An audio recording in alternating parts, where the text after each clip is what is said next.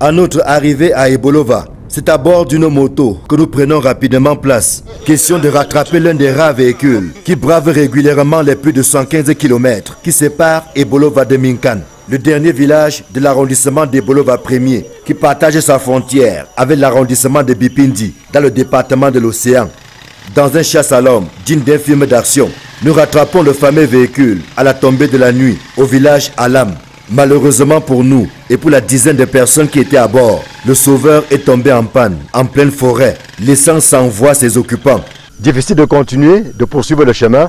Nous sommes dans l'obligation d'emprunter maintenant une moto pour la suite d'un périple qui est loin d'avoir livré tous ses secrets. Nous dit-on, la route est encore plus mauvaise devant. C'est décidément une aventure périlleuse qui nous amène dans le sud profond avec ses réalités et surtout les difficultés que les populations vivent au quotidien. Nous sommes déjà habitués, on nous a affecté à Yangon depuis 3 ans et puis nous sommes adaptés. Nous surmontons quand même les difficultés de la route. Elle est passable en saison sèche, mais en saison de pluie, c'est un parcours de combattant.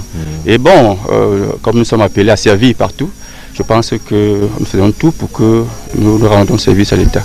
Le chauffeur a tenté d'aller réparer la pièce en ville et de revenir dans la nuit même, peut-être, parce qu'il s'est débrouillé. Et vous allez attendre? On n'a pas de choix. C'est souvent comme ça?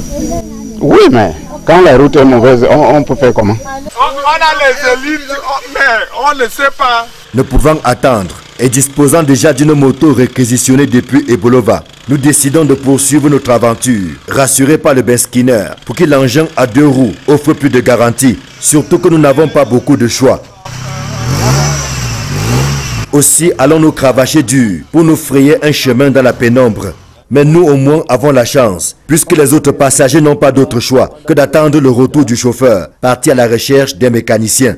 Mais nous sommes obligés de marquer un arrêt au village Nyangon, situé à 100 km d'Ebolova, pour y passer la nuit. Ça n'a pas été facile, sur des chemins escarpés, on a dû braver beaucoup de bourbiers pour arriver ici au village Nyangon autour de 21 h. Dieu merci, grâce à l'hospitalité du chef de ce village, nous avons passé une nuit plutôt paisible, mais comme de vrais soldats, nous sommes prêts à affronter toutes les difficultés qui vont se présenter justement sur ce chemin. 15 km séparent Nyangon de Minkan. Après avoir parcouru plus de 100 km, nous croyons avoir bravé tous les obstacles et d'avoir fait le plus dur. Que non, entre Nyangon et Minkan se trouve une colline interdite aux cardiaques.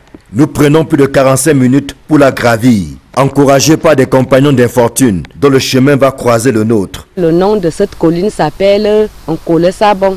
Une colline qui n'est pas facile, hein? C'est très compliqué parce que ça commence ici en bas et ça finit dans le village qu'on appelle Mekade. C'est trop fatigant. J'enlève même des fois mon haut, comme ça j'attache au rein. Je reste comme ça là avec le soutien pour monter. On n'a pas de choix. La moto s'est débrouillée, nous, à pied, on essaie d'y aller aussi. Bon. Et c'est logiquement qu'après avoir franchi cette autre étape, plus que difficile, nous nous arrêtons au village Messambe. Question de reprendre des forces autour d'un plat de porc épic, espèce très prisée dans le coin. Ça nous permet de recharger un peu les batteries avant de poursuivre le chemin. Vous savez, faire 75 km entre Ebolova 1er et Minkan, en passant par les Nyangon et tout ça, c'est pas évident. Hey, ça sort, même si tu es même là-bas. C'est le moment choisi par Dame Pluie pour s'inviter à table et freiner notre élan. Mais comme on dit, mouiller c'est mouiller. Et au bout de 2 heures d'attente, nous reprenons notre périple jusqu'à Minkan, que nous atteignons finalement après quasiment 2 jours de route. Il a fallu braver d'innombrables bourbiers sur une route qui est loin d'être praticable.